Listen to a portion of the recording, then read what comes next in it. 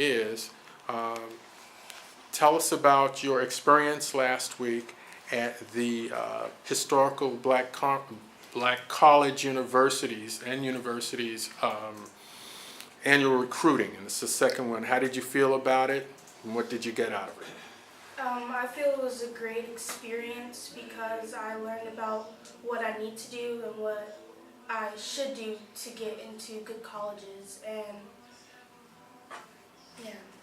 Okay, was there any one or two that stood out to you? I liked FAMU because my mom went there, so it was great to see what my mom went through when she went there. And also, I forget the name of the college, but it's like an all-female college. And yeah, Spelman. And it was like, I learned a lot more about it, and I got a very good interest in going to the school. Okay, did you hear anything historically about some of the people who graduated from Spelman? No, I Okay, we'll talk about that later too, because that's something really very interesting. So we move on to the next person now. Last week at the recruitment for historically black colleges and universities, how did you feel about that program? I thought it was good to learn about schools that I had never heard of before, and to learn about where they were and what they like to do there. Okay, alrighty, moving along. Next. How did you feel about the colleges and universities recruitment efforts last week at Shorecrest? I learned a lot. Okay, such as? Like SAT and ACT scores up to date. Okay, what's important? What's the most important thing about the ACT and SAT? That you gotta pass it. Okay. What about the deadlines? The deadlines? For turning them in, you know, taking the test, getting those grades in.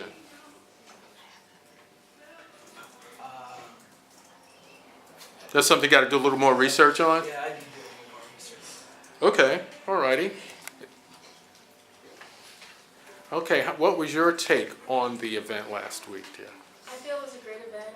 This is my second time attending it, and this time I wanted to make sure to go to the FAMS table to get more information about the College of Pharmacy, because that's where I'd like to attend in the future. Oh, okay. Alrighty, great. Moving along, next. Oh, I thought you were going to ask the question. Oh, I'm sorry. Okay, all right. How did you feel about the recruitment efforts of the HBCU colleges and universities last week?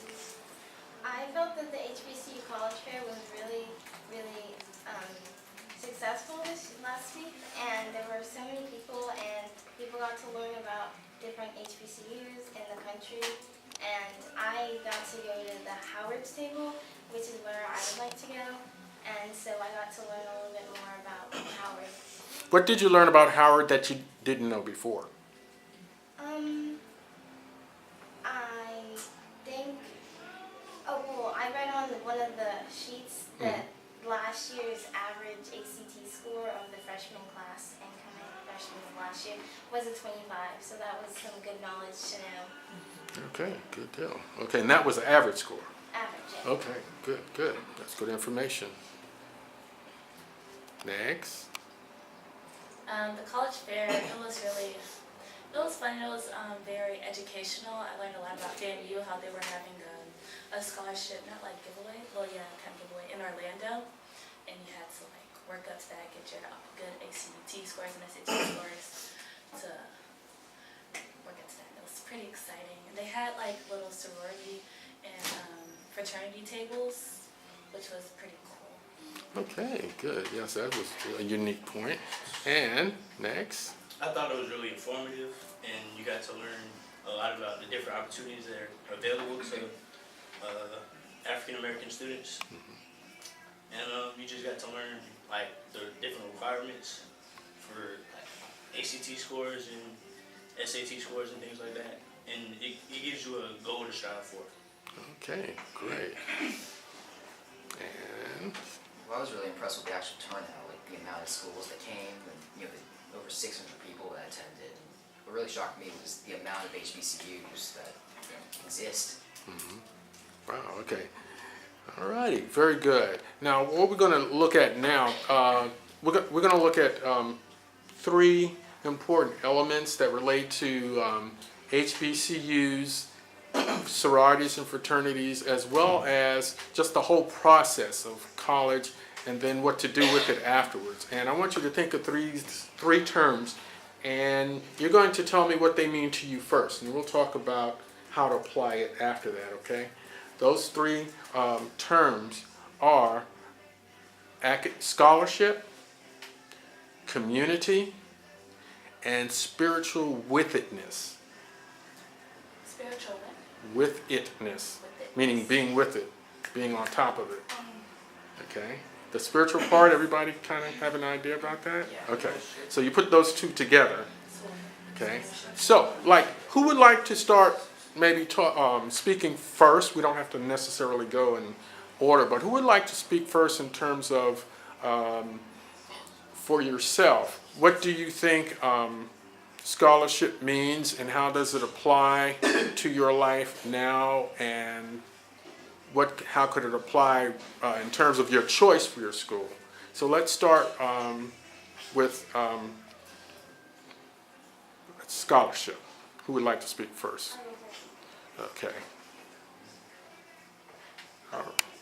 Scholarship, when I first hear the word, it mostly means money to me, because a lot of times, like, when you receive a scholarship or you're going out for one, it means that they're paying for, like, part of maybe a camp or tuition for a school or something. And in the future, I feel like scholarships are really helpful, because in the future you'll have to take out less student loans if you need to do that, or your parents will have less money to pay for you and less worries about money.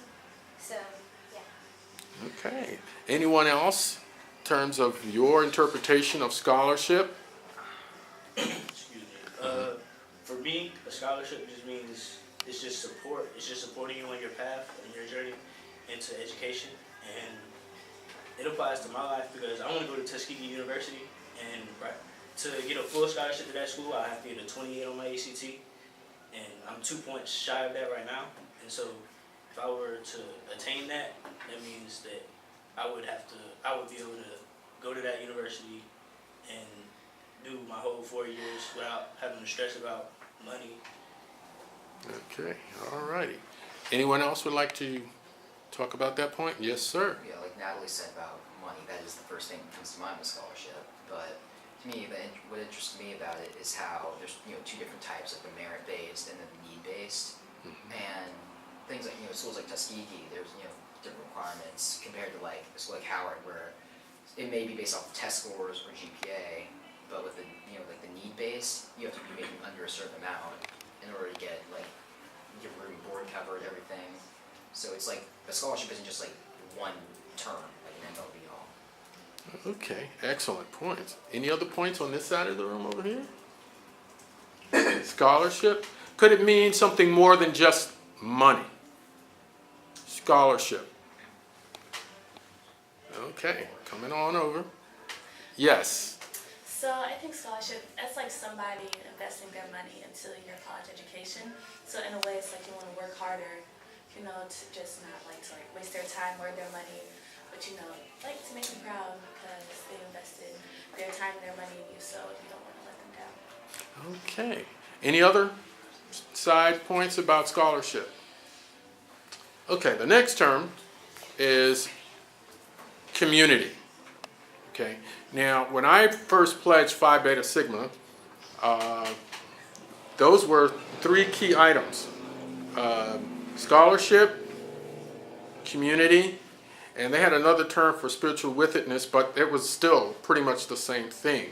So if you think of community, how would, let's say, community apply now to your life as a high school scholar? And then how would it apply, how would it change as you become a university scholar? Who would like to start first on that? Okay, go ahead. Okay, so I think community service, like ours, that's very important because it also ties into scholarships, like Bright Futures. You have to have, if you want to get a scholarship, you have to have a set amount of community service hours. I think it's like 100 plus or something.